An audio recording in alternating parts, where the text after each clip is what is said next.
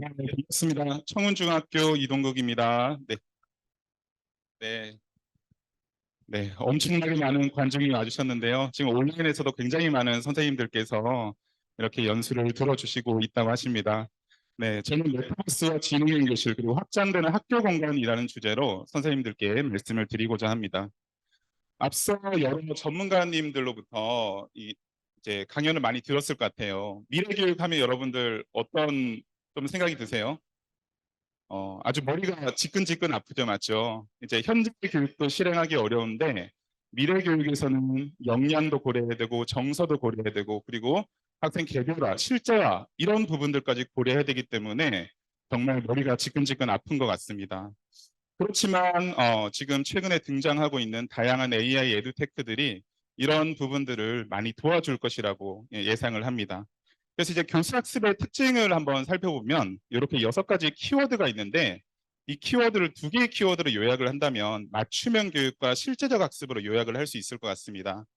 맞춤형 교육은 학생 개개인별로 이제 처방을 해주는 것이고요. 실제적 학습은 교실이라는 제한된 공간을 벗어나서 학생들의 어떤 다양한 역량들을 촉진할 수 있는 교육을 의미합니다. 그런데 이제 우리 학교 공간을 한번 생각을 해보면 이게 제가 에듀넷에서 다운받은 교실의 모습이에요. 이게 한 20년, 30년 전의 사진인 것 같은데 지금의 교실과의 모습과 크게 다르지 않은 것 같습니다. 조금 달라진 거는 뭐 에어컨이 있고 그리고 이제 좀 전자칠판이 있고 좀 패드가 있는 정도인 것 같아요.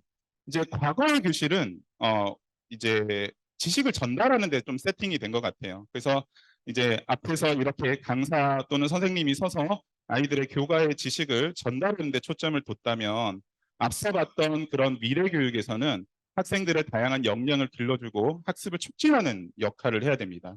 그래서 기존의 교실로만으로는 분명한 한계가 있기 때문에 지금의 노력하는 모습들은 테크놀로지를 활용해서 이제 메타버스로 확장하기 위한 노력 또는 어떤 지능형 과학실, 메이커 스페이스, 미디어 스페이스 이런 것들을 활용해서 이제 메타버스로 접근하기 위한 노력들을 많이 하고 있는 것 같아요.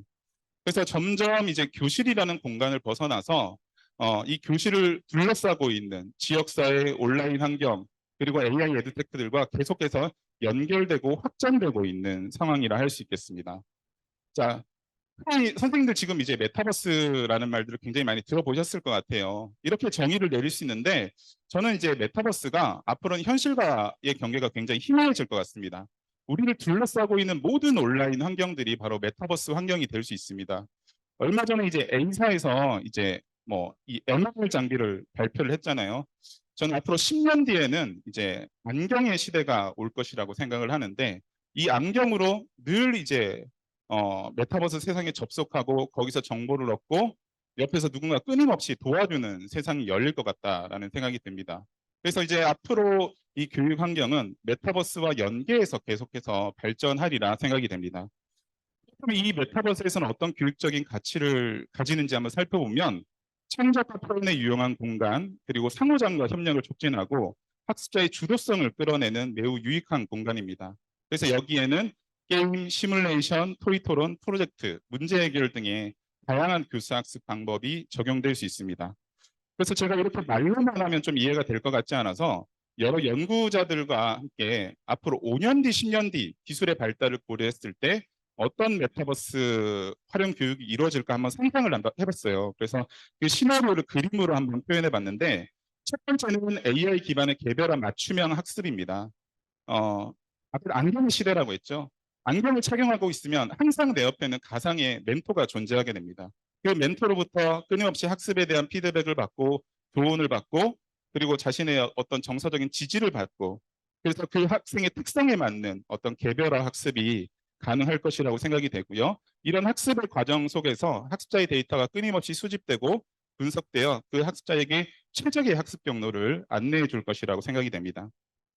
두 번째는 재량 있는 창조 활동이 가능해질 것 같아요.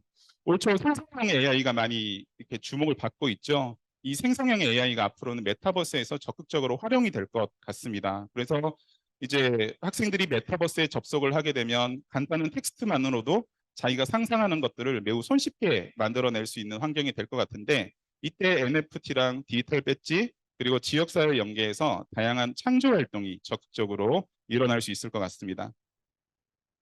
그리고 이 메타버스 학습 환경은 모든 학습자들에게 동등한 교육 기회를 제공할 것이라고 생각합니다. 그래서 베리어 프리 학습 활동이 일어날 것 같은데 어떤 언어의 장벽도 극복할 수 있을 것 같고요. 그리고 신체적이나 어떤 물리적인 어려움을 겪고 있는 학생들의 장벽들도 쉽게 해결해 줄 수 있을 것 같습니다.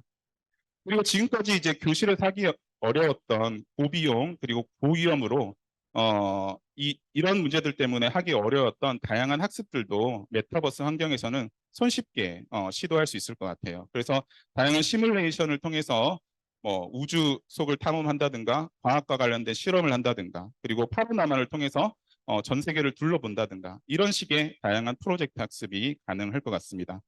그리고 마지막으로 디지털 트윈을 활용해서 다양한 문제 해결 학습이 가능할 것 같아요.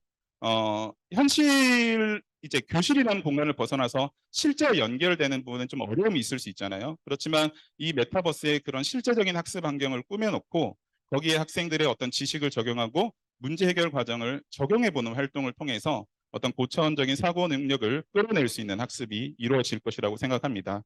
근데 이제 이 메타버스가 이런 AI 기술들과 이제 함께 결합이 되면서 저는 앞으로 한 5년 뒤, 10년 뒤에 이런 학습 환경이 가능해질 것이라고 생각합니다. 그래서 이런 메타버스의 어떤 교육적 가치에 주목하고 여러 시도교육청 또는 교육부에서는 다양한 정책들을 시도하고 있는 것 같아요. 그래서 제가 이제 여러 정책들을 한번 분석을 해봤는데 이제 메타버스로 직접 연결하기 위한 정책에는 플랫폼을 구축하고 그에 따른 교수학 자료를 개발하고 그리고 교원의 전문성을 개발하고 메타버스의 기술적 특징을 고려해서 뭐 상담 활동을 한다든지 이런 어떤 특색 사업을 많이 벌이고 있는 것들을 하긴 하고 있었습니다. 그렇지만 이렇게 메타버스를 적용한다고 해서 물론 많은 학습자들이 들어와서 성공적으로 아직까지는 이루어지고 있지 않다라고 생각을 해요. 왜냐 그러면 이거는 미래 교육 차원에서 지금 선도적이고 시범적으로 지금 적용을 하고 있는 상황이라 할 수 있겠습니다. 그리고 이제 매개 공간을 통해서 메타버스로 연결하기 위한 정책들을 펼치고 있는데 지능형 과학실이라든지 메이커 스페이스, 미디어 공간들이 그 대표적인 사례라고 할 수가 있겠습니다. 매개 공간을 한번 살펴보면 앞서 제가 이제 교실 사진을 보여드렸는데 교실에서 메타버스로 접속하기 위해서는 굉장히 많은 노력이 들어가죠. 기기를 준비해야 되고 네트워크 환경을 맞춰야 되고 수업 상황에 맞게 또 소프트웨어도 구동을 해야 되는 등 실제적으로 선생님들이 교실에서 이 메타버스 환경에 접근하기는 굉장히 어려움이 많은 것 같아요. 그런데 지금 학교에서는 다양한 공간들이 구축되고 있는 것 같습니다. 그 대표적인 공간이 지능형 과학실인데 아마 이제 시도교육청별로 1년에 뭐 한 열 몇 개씩 이렇게 지정해서 이제 관련 예산을 교부하고 있는 것 같아요. 그래서 다양한 창의융합적 교수학습 행위를 유도하는 공간, 그리고 학생들이 어떤 과학적인 활동을 하는데 실제적인 데이터를 활용하고 그 실제적인 데이터를 공유하고 어떤 그들의 문제 해결에 기여할 수 있는 기회를 제공하는 교실이 바로 지능형 과학실이라고 할 수 있겠습니다. 여기서는 이제 VR 기기라든지 온라인이라든지 이런 것들을 통해서 메타버스와 연결이 돼서 거기서부터 실제적인 데이터를 얻고 문제 해결을 하는 것들을 강조하고 있습니다. 메이커 스페이스도 마찬가지인 것 같습니다. 최근 구축되는 대부분의 미래 교육 공간의 중심 공간으로 메이커 스페이스가 구축이 되고 있습니다. 메이커 교육의 중요한 가치는 이제 공유와 확산인데요. 학생들의 어떤 창조물들을 또는 산출물들을 온라인을 통해서 다양한 어떤 학습자들과 교류하는 그런 학습들이 굉장히 강조되고 있습니다. 이런 어떤 매개 공간이 학교에 점점 이제 구축이 되면서 우리는 조금 더 이제 메타버스에 손쉽게 접근할 수 있는 환경이 마련되고 있는 것 같습니다. 메타버스가 이렇게 교육적인 가치를 가지고 있음에도 불구하고 그렇지만 실제적으로 학교 현장에 적용하는 것은 굉장히 어려움이 많죠. 자, 어떤 어려움이 있을까요? 어, 저도 이제 메타버스에 대한 어떤 어느 정도의 지식을 가지고 있다라고 생각을 하지만 막상 교수학습에 적용하는 것이 쉽지 않습니다. 그 이유가 뭘까 한번 고민을 해봤더니 그냥 공간과 테크놀로지가 나한테 주어진다면 내가 교수학습에 과연 적절히 통합할 수 있을까? 나의 역량이 그만큼 충분히 될 수 있을까? 이런 의문이 들더라고요. 역량에 대한 의문. 그리고 그냥 내가 교과서를 들고 들어가서 수업을 하면 굉장히 노력을 안 들이고 손쉽게 수업을 할 수 있는데 내가 이렇게 굉장히 많은 노력을 들이고 준비를 해야 되는 이유가 뭘까?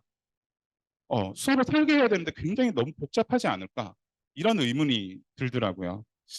그래서 이제 공간과 테크놀로지만 주어진다고 이렇게 수업에 적용할 수 있는 것이 아니라 선생님들의 역량을 길러줄 필요가 있습니다. 자, 그런데 여기서 문제는 뭐냐 그러면 우리가 지금 과거에는 어떤 PCK라고 해서 내용 지식과 이제 교육 방법적인 지식을 강조했습니다. 근데 최근에는 이 테크놀로지 지식이 강조되면서 TPEC이라는 개념이 강조되고 있는데 저는 여기서 조금 뭘 더 살펴봐야 되냐고 생각을 하냐 그러면 맥락적인 요소를 더 살펴봐야 된다고 생각을 합니다. 물론 기술적인 지식을 익히는 것도 어렵습니다. 그렇지만 이 맥락적인 지식이 훨씬 더 커요. 이 맥락적인 지식을 조금 더 확대해 보면 그 교실을 둘러싸고 있는 다양한 학습 환경 요인, 아이들의 특성이라든지 아이들의 디지털 리터러시라든지 그리고 학교의 문화라든지 그리고 지역사회 문화라든지 이렇게 다양한 것들을 고려해야지만 지금의 어떤 복잡한 수업 설계가 가능해지는 상황입니다. 특히 메타버스에서는 더 심하겠죠. 지금 메타버스가 또 다른 어떤 온라인의 가상세계라고 했잖아요. 그 속에서도 어떤 학습자들이 있을 거고 문화가 있을 거고 맥락이 있을 것이기 때문에 그런 것들까지 모두 파악을 해서 교수 설계를 해야 된다는 것이죠. 그러니까 과거에 비해서 교수 설계가 굉장히 복잡해졌습니다. 네, 엄청나게 힘들어졌다는 거죠. 그러니까 수업을 설계하는데 굉장히 많은 노력이 들어갈 수밖에 없다는 것이죠. 그래서 단순히 뭐 이제 교육학적인 지식을 전달하고 기술을 체험해보고 이런 것들을 넘어서서 이 세 개의 개념 플러스 맥락적인 요인까지 고려해서 어떻게 미래 교육을 실현할 수 있을 것인가 이런 부분들을 좀 고민해야 되지 않을까 하는 생각이 듭니다. 그러기 위해서는 이제 이런 역량 개발 체계가 굉장히 좀 체계적이고 그리고 또 이렇게 지속적으로 이루어질 필요가 있겠죠. 그래서 첫 번째로 제안하고 싶은 부분은 이 부분이고요.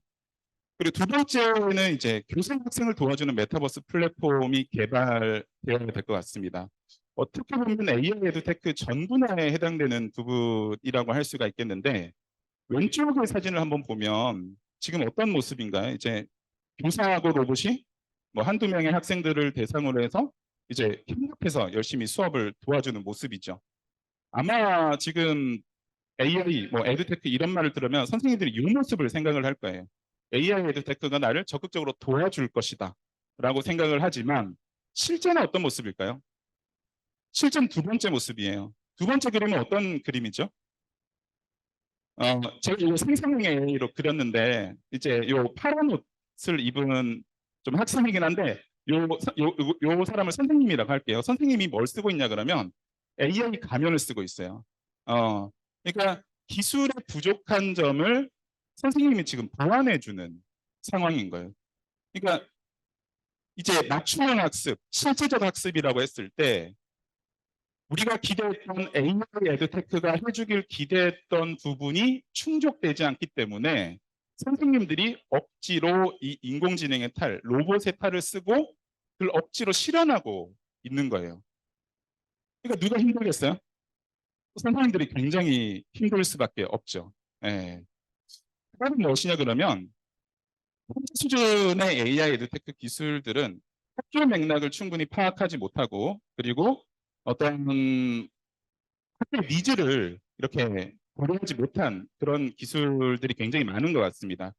그래서 저는 이제 앞으로 이런 기술들이 학교에서 일어나는 교수학습 활동 그리고 여기에 연결되는 공간과 테크놀로지는 충분한 교수학습의 이해, 학생에 대한 이해 그리고 교사의 활동에 대한 이해를 바탕으로 이 교사들의 행위를 유발하고 도와줄 수 있는 기술로 끊임없이 발전되어야 되지 않을까 이런 생각을 하고 있습니다. 그래서 이제 즉 어떤 말이냐 그러면 기술이 고도화돼야 된다는 것이죠. 고도화돼야 되는데 학교라는 맥락을 고려해서 고도화될 필요가 있는 것 같습니다. 그래서 우리가 이런 부분을 한번 고민해 볼 필요가 있고요. 이는 이제 메타버스뿐만 아니라 모든 AI 에듀테크 부분에 있어서 좀 고민해야 될 요소인 것 같습니다.